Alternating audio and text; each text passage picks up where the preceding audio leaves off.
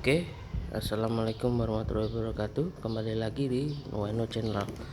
Oke, di video sebelumnya saya sudah menjelaskan bahwa keliling sebuah fitur dari si Stream 1700 ini. Nah, kebetulan saya dapat unit lagi 1700 yang sama, cuma ini kondisinya lebih bagus ini sebenarnya kemarin sih ya, lebih full original kebetulan. Oke, di sini saya menjelaskan bukan menjelaskan ya, sebenarnya kayak berbagi lah bagaimana pengalaman saya dalam memakai Honda Stream ini dan bagaimana perawatannya dan bagaimana spare partnya. Nah, nanti saya akan jelaskan semuanya ya. Oke, eh untuk Stream ini kebetulan saya yang gen pertama ya. Kalau yang gen pertama itu headlampnya seperti ini, mesin sama, mau gen 1 gen 2 sama ya. Ini 1700 seperti ini layout mesinnya ya, di video saya sebelumnya udah dijelaskan juga sih. Terus masalah yang ada di sektor bagian mesin adalah biasanya nih packing cover head ini sudah mulai rembes. Sebentar ya, saya cantorkan ini dulu.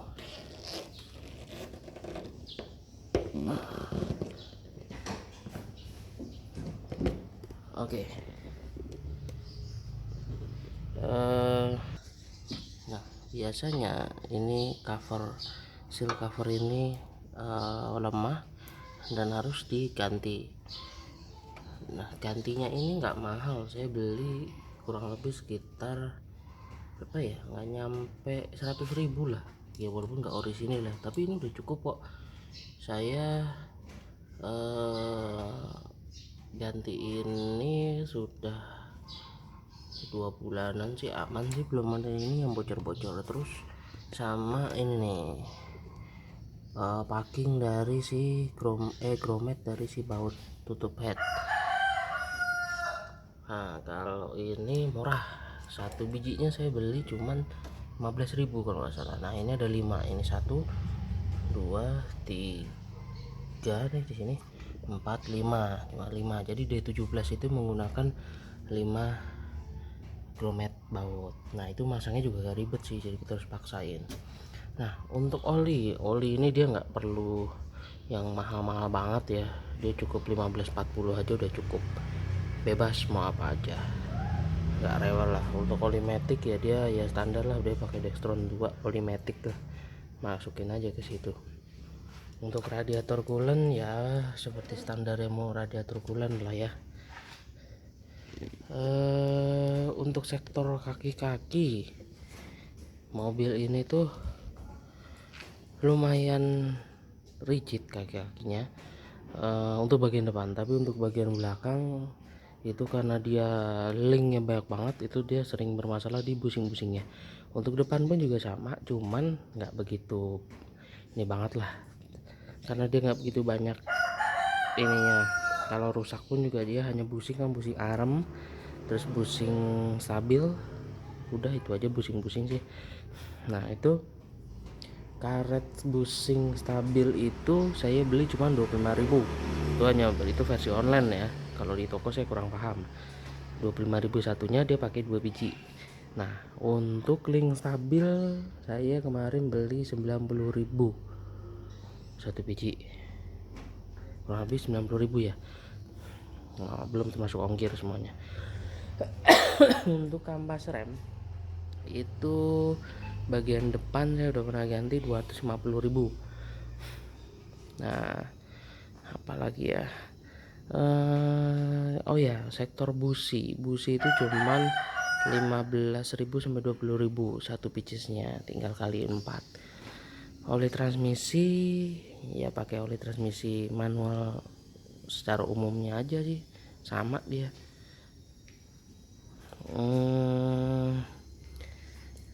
Apalagi ya, udah sih, paling nggak ada terlalu yang signifikan lah mobil ini. Oke, dari segi interior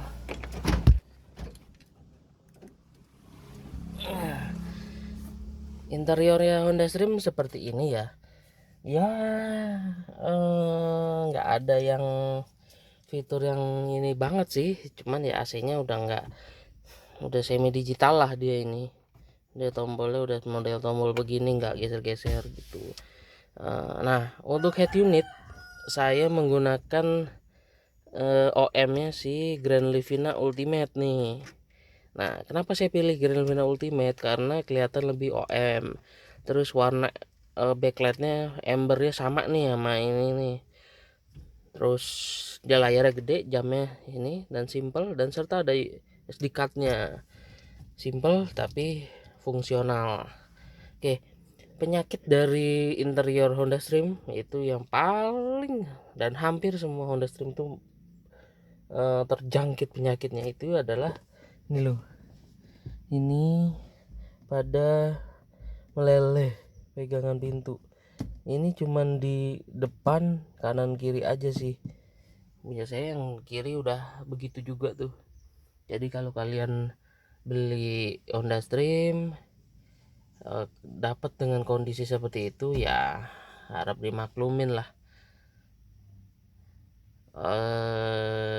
Jangan dinyinyir, wah ini jelek nih, ya memang begitu, semuanya begitu. Kalau memang kebetulan dapat yang bagus ya bagus. Kondisinya yang masih min sih rata-rata ya masih ini, cuman sih mayoritas 90% saya nyari Honda Stream itu ya pada meleleh dan pada hancur itu, dan itu nyari barunya susah, nggak ada gitu. Oke, sebentar ya. Oke, tadi ini yang covernya itu yang sudah meleleh ya.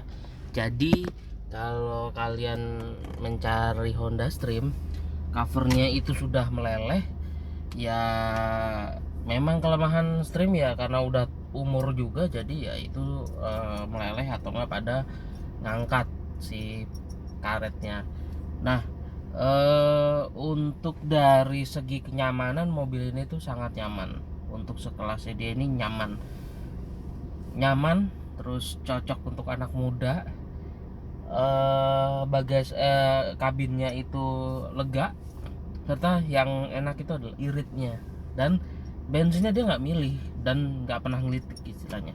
Jadi bensinnya dia mau pakai apapun juga dia ayo lah, mau pakai premium, pertalite ya. Kalau pakai yang kebagusan sih ya mubazir ya, karena mobil ini pun aslinya menggunakan speknya tuh 90-an lah ya, 90 kalau nggak salah baca di buku manual. Nah, jika kalian teman-teman pengen mencari Honda Stream, pastikan semuanya tuh sehat dalam arti mesinnya. Jadi kalian yang utama adalah kalau bisa cari Honda Stream tuh yang masih pakai air radiator coolant tuh. Kalau udah nggak coolant nggak apa-apa sih, cuman kita lihat dulu masih bening nggak airnya, ada kundapan apa enggak.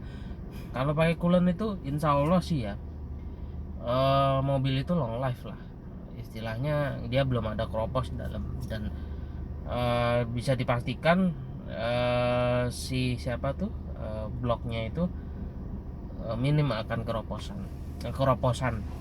Nah, lalu pastikan kakinya. Cuman problem di Honda Stream itu adalah kaki itu nggak pernah sunyi istilahnya. Nah, dia selalu ada bunyi-bunyi, walaupun bunyi itu kecil tapi itu ada aja, nggak bakal bisa sunyi. Itu tuh si Honda Stream itu, saya juga heran. Saya udah 3 kali pakai Honda Stream yang sama tipenya, itu sama begitu juga, ada aja udah dibetulin nih baru semuanya masih ada bunyi, tapi bunyinya itu nggak bunyi apa ya, nggak bunyi besi ketemu besi sih, nggak, cuma kayak bunyi gluk gluk gitu. Nah itu nggak tahu tuh apa gitu. Kalau saya baca di forum-forum sih ya semuanya merasakan seperti itu, pasti ada bunyi-bunyi dikit itu Stream. nggak tahu itu kenapa.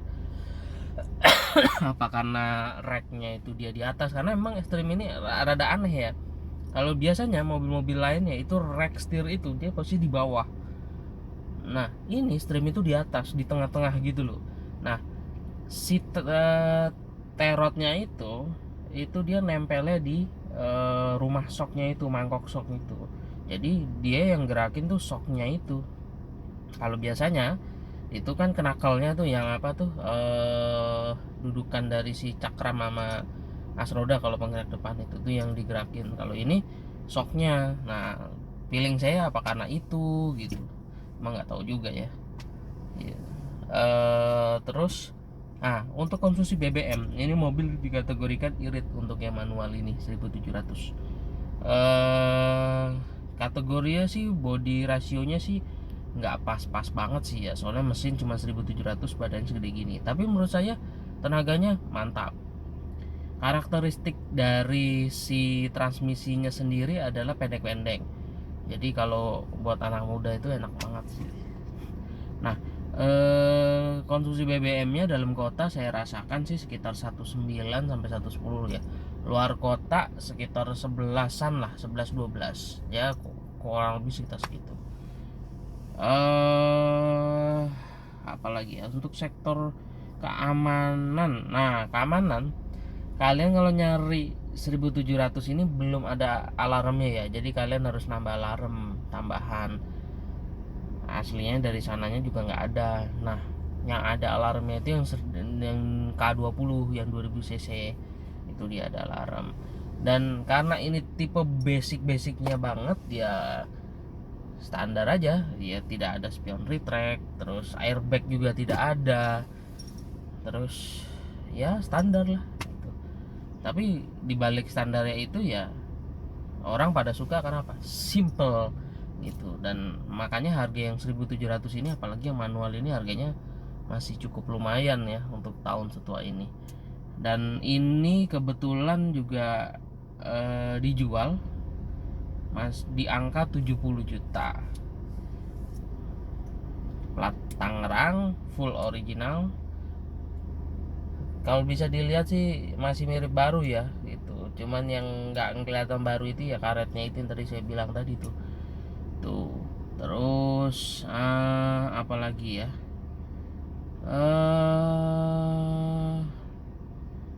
Oli sudah, kaki sudah, mesin sudah. Kalau mesin sih ya itulah, simple lah kayak mobil lain. Cuman ya itu kalian mesti lihat udah keropos apa belum, karena penyakitnya si Stream ini ya sering overheat itunya, karena ya banyak yang keropos.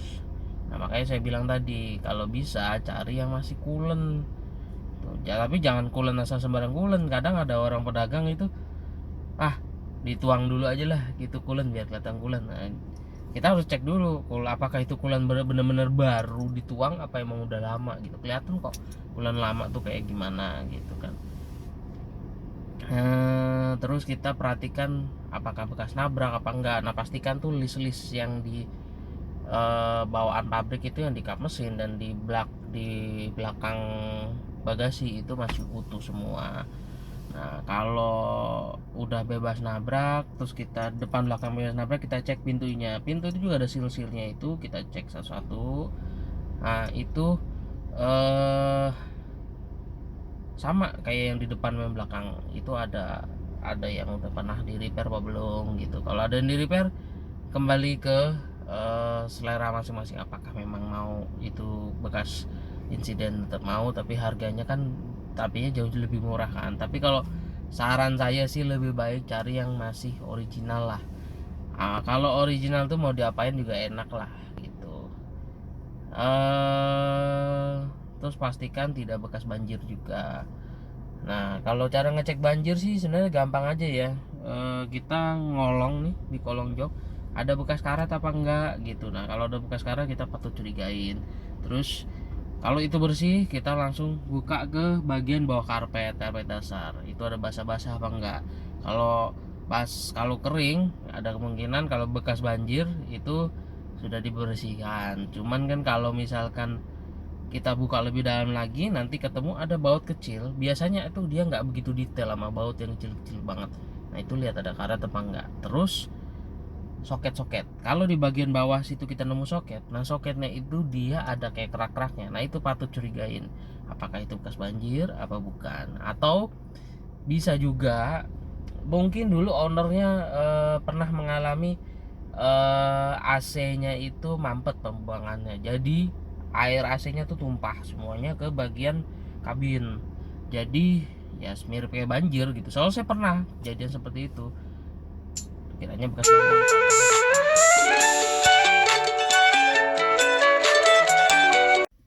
Oke, kembali lagi nih. Tadi sorry, tadi ada ini apa? Ada telepon, saya soalnya pakai handphone buat video ini. Untuk si AC tadi itu ya itu tadi itu pembuangannya itu mampet. Nah, jadinya banjir tuh ke bagian apa? Kabin. Jadi kayak banjir. Nah, itu menyisakan kerak. Bisa karatan. Nah itu saya pernah tuh ngalamin itu tuh, tapi bukan di mobil stream ya, di mobil lain. Nah eh apalagi ya, sebenarnya sih simpel sih mobil ini, nggak kayak mobil Jepang lainnya lah. Dia nggak ada neko-neko lah gitu, pokoknya kayak busi aja standar, oli juga biasa aja gitu. Nah, oh ya, untuk ke plat kopling ini kan kebetulan manual ya. Ini kurang lebih ya agak mahal sih ya untuk plat koplingnya, dia sekitar 1,5-an lah. Saya ngecek di marketplace ya, itu belum masuk pasang. Segitu, itu komplit. Eh selain itu apalagi ya? Untuk fast moving ya kayak apa, kampas-kampas ya tadi saya udah ceritakan tentang kampas-kampas. Terus apa ya? eh oh ya, kalau kalian menemukan kilometernya masih low banget tapi nggak ini ya, mendingan jangan gitu, karena eh speedometer digital tuh gampang banget tuh dimundurin. Jadi kalian lebih hati-hati, terutama ini nih saya unjukin ya. Kalau kilometer masih low, kalian pastikan ini, lihat nih masih kayak gini nggak nih, gitu, masih kulit jeruk nggak. Kalau ini udah licin, nah kalian patut curiga. Kalau ininya nih sebagian nih udah ke licin nih, misal udah ke udah halus bagian, nah ini kalian patut curiga nih. Tapi kalian lihat KM nya, tapi kalau KM nya udah banyak, udah di atas 200.000 ya wajar lah. Tapi kalau masih di bawah 100, ini udah licin, waduh lebih baik tanyakanlah ke orangnya ini dimundurin apa enggak. Nah, ciri-ciri kedua yaitu ini nih, kalau ini masih kelihatan angka-angkanya, nah ini berarti ya masih oke lah gitu. Tapi kalau kilometernya rendah, ininya angkanya udah, sebagian angkanya udah deh nggak kelihatan ya, atau curiga juga. Nah terus sama pedal rem sama gas, cuma kadang ya penjual make sebelumnya sering dipakein cover nih kayak begini nih. Nah itu susah juga sih, masa iya kita ngecek mobil kita bongkar-bongkar, kan kita nggak enak juga kan kayak gitu. Terus dia sering di stream itu handle belakang itu yang bagian baris 3 tuh patah. Tapi kalau itu ya bisa sih dia akalin gitu, cuman ya kalau bisa cari yang masih utuh, soalnya itu susah juga itu ya, nyarinya itu nggak ada yang jual kayaknya. Soalnya ya mobilnya udah tua juga sih gitu, susah nyari spare partnya, kayak istilah beritil-beritilan. Tapi kalau kayak fast moving, mesin-mesin masih banyak sekali. Oh iya, ketinggalan timing bell. Mobil ini tuh masih pakai timing bell. Timing bellnya dia murah kok, pokoknya nggak nyampe sejuta lah. Cuman yang tensioner itu saya yang lebih mahal itu tensioner itu saya beli 485 apa ya, 500-an lah. Nah untuk timing belnya sendiri 250.000 sampai 300 gitu. Nah mahalan tensioner timing belnya kan. Ongkos pasang itu saya ongkos pasang 250.000 pemasangan timing bell. Jadi berapa tuh ya? Ya sejutaan lah. Kalau pasang timing bell itu sekalian ganti fan bellnya aja ya. Fan bell itu kalau di online itu saya lihat sih 100.000 udah, yang sama yang gede sama yang kecil gitu. Oke, sekian dulu tentang Honda Streamnya. Jika teman-teman ada pertanyaan atau nggak mau sharing-sharing, mungkin ada tambahan, bisa di komen.